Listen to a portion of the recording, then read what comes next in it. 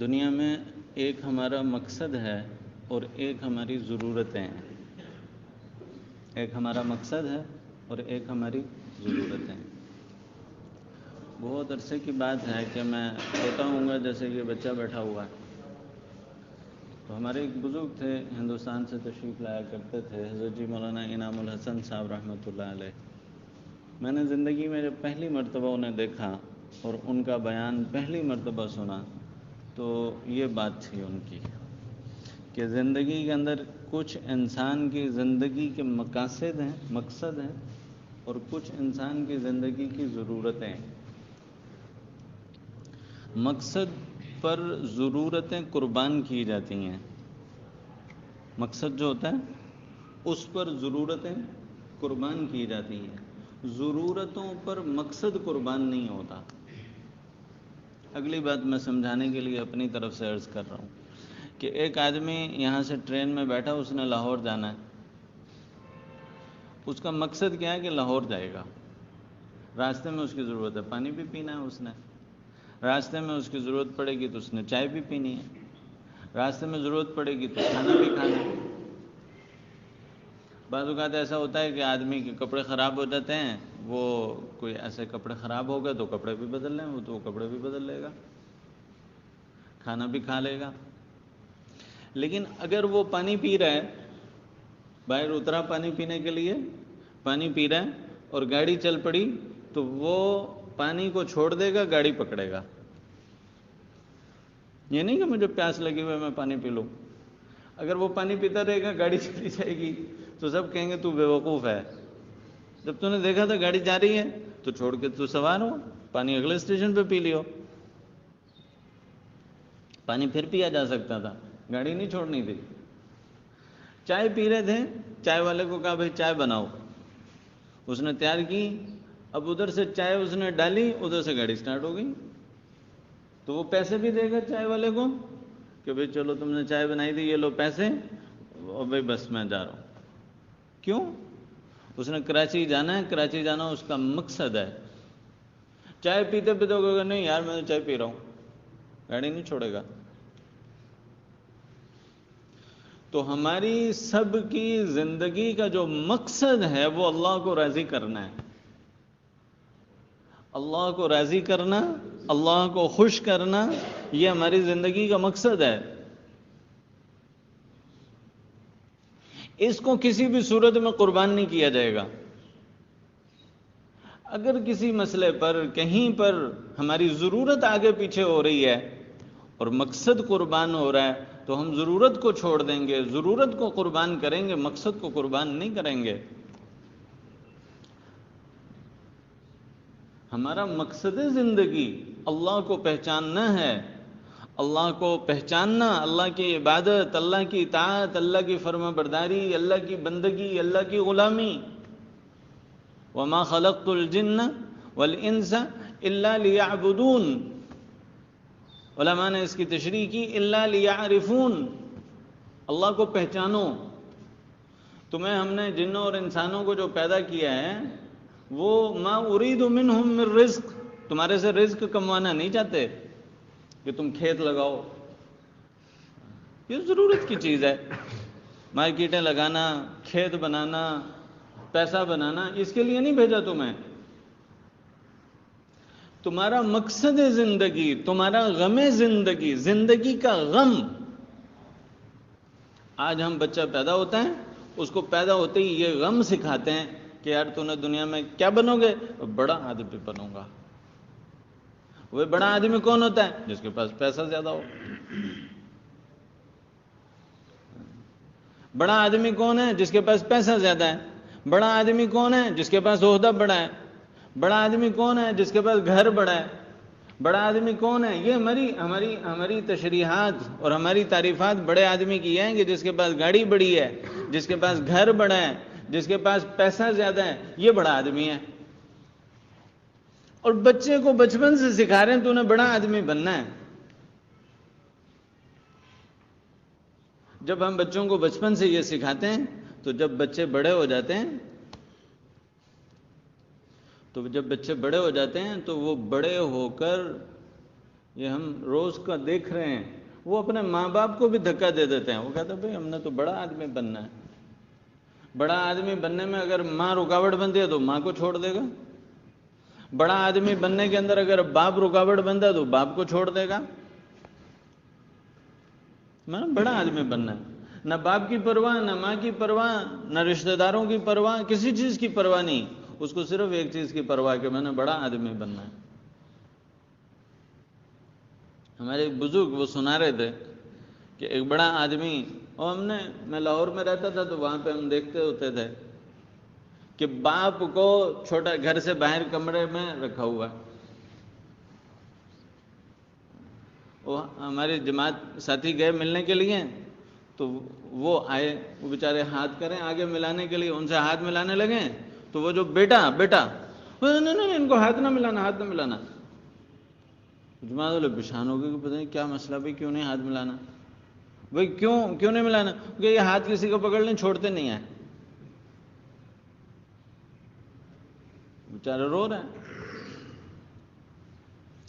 لاہور میں جو ماں باپ نے بڑی مشقتوں سے اپنے بچوں کو بڑا بیٹا بنایا تھا نا، بڑا آدمی بنایا تھا، وہ ہم اپنی آنکھوں سے دیکھتے تھے کہ باپ کی حیثیت گھر میں کیا ہوتی تھی. پھر گھر کے ملازم کی بھی کوئی حیثیت ہوتی تھی، اس کی باپ کی جس نے بڑا بنایا ہوتا تھا اس کی کوئی حیثیت نہیں ہوتی تھی گھر میں. تو پھر روتے تھے کہ جو وہ یوں کرتے ہیں یوں. بھائی آپ نے خود سکھایا اپنے بچے کو، رونے کی کیا ضرورت ہے؟ آپ نے دین تو سکھایا نہیں. دین سب کچھ سکھاتا ہے. باپ کا احترام، ماں کا احترام، بڑے بھائی کا احترام، بڑی بہن کا احترام، بزرگ کا احترام. زندگی گزارنے کا طریقہ تو دین سکھاتا ہے. وہ آپ نے سکھایا نہیں. آپ نے مال کمانا سکھایا اس کو اور مال کی اہمیت سکھائی. وہ یہی کرے گا. اور ایک آدمی وہ دوست اکٹھے ہوئے، بڑے بڑے آفیسر سارے، تو اس کا باپ آ گیا کمرے میں ملنے کے لیے. تو میں پوچھا، اس نے باپ نے تو باپ والے انداز سے بات کی، بھائی یہ کون ہے؟ تو اس کو اپنے باپ کا تعارف کراتے ہوئے شرم آئی کہ اس کو میں کہوں یہ میرا باپ ہے. میں تو بڑا آدمی بن گیا ہوں، میرا باپ ایسا ہے، یہ ایسا سیدھا سادہ سا دھوتی باندھی ہوئی ہے اور یہ سیدھا سا بندہ، یہ میرا باپ ہے. تو اس نے کہا یہ میرا دوست ہے. میں کہا یہ دوست ہیں،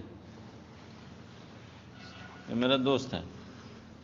تو وہ باپ بھی کوئی جو تھا وہ جلالی تھا.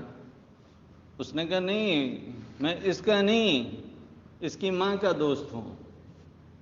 اس کا دوست نہیں ہوں، اس کی ماں کا دوست ہوں. یہ پورا تعارف نہیں کرا رہا.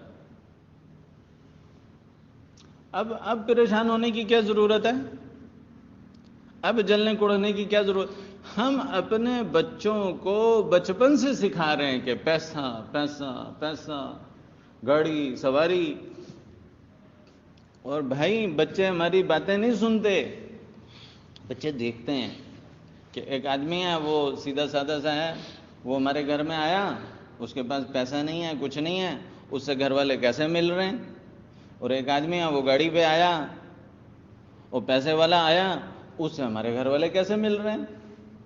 وہ سیکھتا ہے کہ کس چیز کی اہمیت ہے. وہ پھر وہی کرے گا جو سیکھے گا آپ سے. ایک صحابی غالباً حضرت عبداللہ ابن مسعود رضی اللہ تعالیٰ، ان کے پاس ایک آدمی گیا کہ حضرت میں اپنی اولاد کی تربیت کرنا چاہتا ہوں، کیسے کروں؟ کہا اپنے آپ کو ٹھیک کر لو.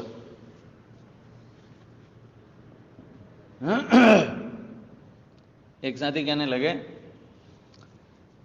کسی آدمی کے بارے میں کہ یہ جو فلاں صاحب ہے میں ان کے والد صاحب سے ملنا چاہتا ہوں. کہ جی کیوں؟ کہ یہ جو آپ کے اندر جو کچھ نظر آ رہا ہے یہ آپ کے والد کی تربیت ہے.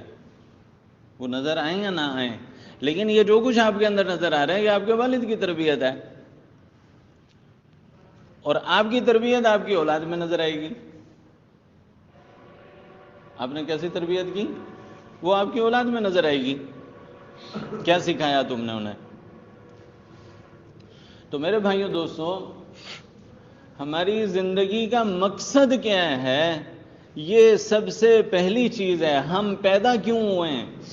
ہم زندہ کیوں ہیں؟ ہم سانس کیوں لے رہے ہیں؟ ہمیں کیوں پیدا کیا گیا ہے؟ ہماری تخلیق سے جو مقصود ہے وہ کیا ہے؟ وہ اللہ کو راضی کرنا ہے. اور اللہ تعالیٰ راضی کیسے ہوتا ہے؟ اللہ تعالیٰ راضی ہوتے ہیں حضور اقدس صلی اللہ علیہ وسلم کے طریقوں پر.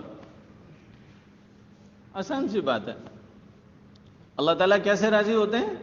حضور اقدس صلی اللہ علیہ وسلم کے طریقوں پر. آج کل ایک بات، بزرگوں ناراض نہ ہو، تھوڑا سا آگے ہو جائیں، درمیان میں خالی جگہ نہ چھوڑیں. جب درمیان میں خالی جگہ ہوتی ہے تو حدیث میں آتا ہے کہ شیطان آ کے بیٹھ جاتا ہے. وہ کہتا ہے کہ یہ باتیں تو پرانی باتیں ہیں، الا اساطیر الاولین. کفار مکہ بھی کہتے ہیں یہ پرانی باتیں ہیں، یہ سنی ہوئی ہیں.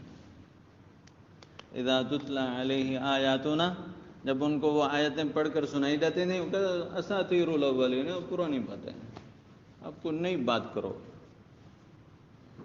ٹیکنالوجی کی بات کرو، کوئی نئی بات کرو، یہ تو پرانی باتیں ہیں. تو شیطان آ کے پھر وسوسے ڈالتا ہے. حدیث میں آتا ہے کہ اگر نماز میں وقفہ ہوتا ہے تو نمازیوں کے درمیان گھس کر شیطان نمازیوں کے درمیان نماز میں وسوسے ڈالتا ہے. اور جہاں پر دین کی بات ہو رہی ہو وہاں پر اگر ساتھی مل کر جوڑ کر نہ بیٹھیں تو ان کے درمیان میں گھس کر ان کے درمیان میں وساوس ڈالتا ہے کہ یار یہ تو بس یہ سنی ہوئی ہے بات، بس ٹھیک ہے چلو، روٹی تیار ہو گئی ہوگی، بھوک سی لگ رہی ہے، پیاس سی لگ رہی ہے، پیشاب سا آ رہا ہے، باہر شاید کوئی کھڑا ہو ہمارے انتظار میں، وساوس ڈالے گا، وہ کہے گا باہر چلو، یہ تو سنی ہوئی باتیں ہیں. تو میرے بھائیوں، دوستوں اور بزرگوں، ہماری زندگی کا مقصد زندگی اللہ ہے. ہمارا مقصد زندگی لا الہ الا اللہ ہے. اور ہمارا طرز زندگی گزارنے کا طریقہ محمد الرسول اللہ، یہ ہماری زندگی گزارنے کا طریقہ ہے. عام طور پر ہمارے ہاں آج کل لوگوں کو، جب لوگ دین کی طرف آتے ہیں نا، وہ کہتے ہیں دین اور دنیا ساتھ ساتھ چلانی ہے، اور پھر جلدی سے آیت پڑھتے ہیں ربنا آتنا فی الدنیا حسنہ وفی الآخرۃ حسنہ، دین بھی اور دنیا بھی. تو ایک صاحب میرے سے بات کرنے لگے کہ بھئی دین اور دنیا اکٹھی چلانی ہے. میں نے کہا ہاں بالکل صحیح بات ہے. دین اور دنیا اکٹھے چلانے سے مراد کیا ہے وہ تو سمجھیں. دین و دنیا اکٹھے چلانے سے مراد یہ ہے کہ ہم میں سے کسی کو یہ نہیں کہا کہ کھانا نہ کھاؤ. کسی کو کہا؟ شریعت نے کہا کھانا نہ کھاؤ. شریعت نے کہا کھانا کھاؤ لیکن سنت طریقے پر ایسے بیٹھ کر انسانوں کی طرح کھانا کھاؤ. یہ کھاؤ اور یہ نہ کھاؤ. شریعت نے یہ نہیں کہا پانی نہ پیو. شریعت نے کہا پانی پیو لیکن ایسے پیو. شریعت نے کسی جگہ پہ پورا قرآن میں، احادیث میں، پچھلی شریعتوں میں، ہماری شریعت میں کہیں کوئی دکھا دے کہ کسی نے کہیں پر آیا ہو کہ شادی نہ کرو. اگر یہ حکم ہوتا ہے شریعت میں کہ شادی نہ کرو تو پھر پریشانی کی بات تھی کہ بھئی آدمی کی جو یہ ضرورت ہے وہ کیسے پوری ہوگی شادی کی. شادی کرو لیکن یہ طریقہ ہے شادی کرنے کا. شادی کرنے کا یہ طریقہ ہے. کمانے سے منع نہیں کیا، تجارت سے منع نہیں کیا، زراعت سے منع نہیں کیا، بیوی بچوں سے منع نہیں کیا، ملنے جلنے سے منع نہیں کیا، کسی چیز سے منع نہیں کیا. صرف حکم دیا کہ بھئی یہ شادی ایسے کرو، تجارت ایسے کرو، ایسے نہیں کرو، ایسے کرو، زراعت ایسے کرو، گھر میں ایسے رہو، بیوی کے ساتھ ایسے رہو، بچوں کے ساتھ ایسے رہو، ہمسایوں کے ساتھ ایسے رہو. یہ ہے دین و دنیا اکٹھے چلانا. رہبانیت نہیں ہے اسلام میں کہ بھئی نکل جاؤ جنگل میں، نکل جاؤ جنگل میں جا کے بیٹھ جاؤ. نہیں، یہ کوئی کمال کی بات نہیں ہے جنگل میں جا کے بیٹھ جانا. مسجد کا کونا سنبھال لینا یہ کوئی کمال کی بات نہیں ہے کہ وہیں پڑے رہو. نہیں، زندگی گزارو شریعت کے مطابق. اس کو کہتے ہیں دین اور دنیا ساتھ چلانا. ہم یہ سمجھتے ہیں کہ جب ہم دنیا میں ہوں تو پھر ہم صرف دنیا کے ہوں، جیسے مرضی دنیا، شادی جو ہے وہ دنیا کے طریقے پر ہو، اور تجارت جو ہے بھئی یہ تو تجارت ہے، یہ یہودیوں کے طریقے پر جب تک نہیں کریں گے تو کامیاب کیسے ہوں گے؟ ہم اپنے بینک جب تک یہودیوں کے طریقے پر نہیں چلائیں گے اور تجارت یہودیوں کے طریقے پر نہیں کریں گے تو ہم کامیاب کیسے ہو سکتے ہیں؟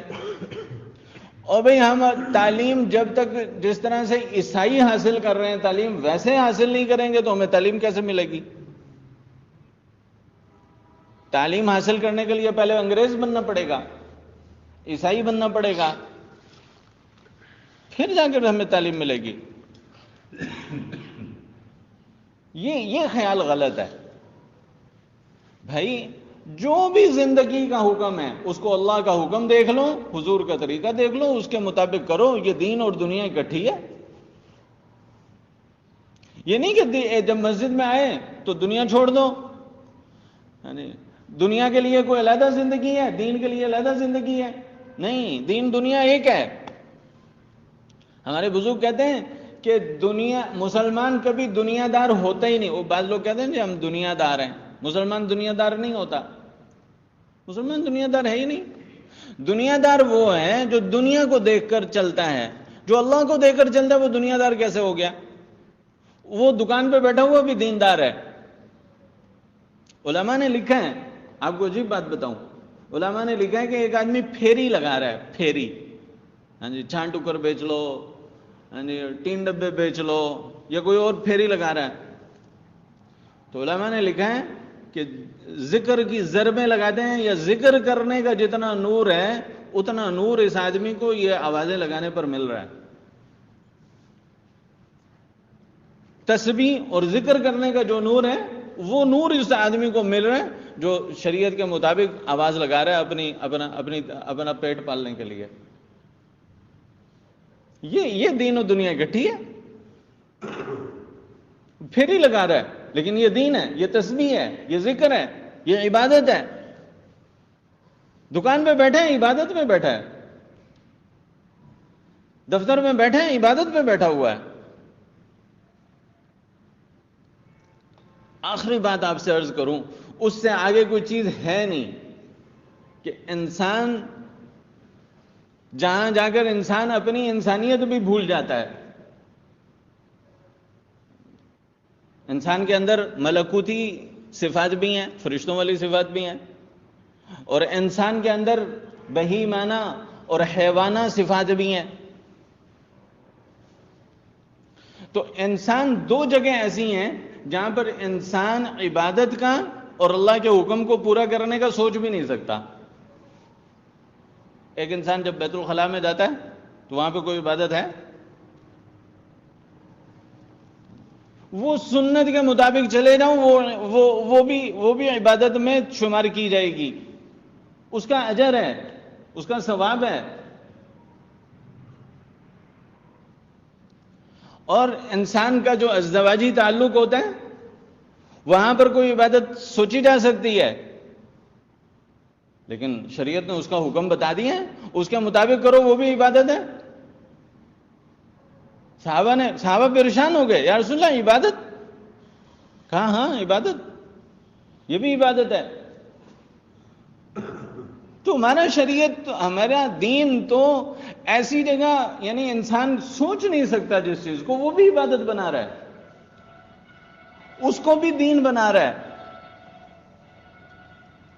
تو یہ ہماری زندگی کا مقصد ہے کہ اللہ کو راضی کرنا، اور اس کے لیے اللہ کے راستے کے اندر نکلنا، اور اس بات کو ان مجالس میں بیٹھ کر بار بار سننا، بار بار بولنا۔ پھر آج جو ہے وہ اس کا کوئی تذکرہ ہی نہیں ہے کہ ہماری زندگی کا مقصد کیا ہے۔ ہم نے اپنی زندگی کا مقصد جو ہے وہ جانوروں کی طرح سے یہی سمجھ لیا کہ بھئی صبح نکل جاؤ کمانے کے لیے، تو بھئی یہ تو جانور بھی کرتے ہیں، بچے وہ بھی پالتے ہیں۔ ہمارے والد صاحب کہتے ہوتے تھے کہ وہ جو ایک جانور کا نام لیتے ہوتے تھے کہ اس کے بچے تو زیادہ ہوتے ہیں، ایک دفعہ میں 7-7 8-8 بچے دے دیتی ہے، وہ پالتی ہے۔ تو بچے پالنا کوئی کمال نہیں ہے،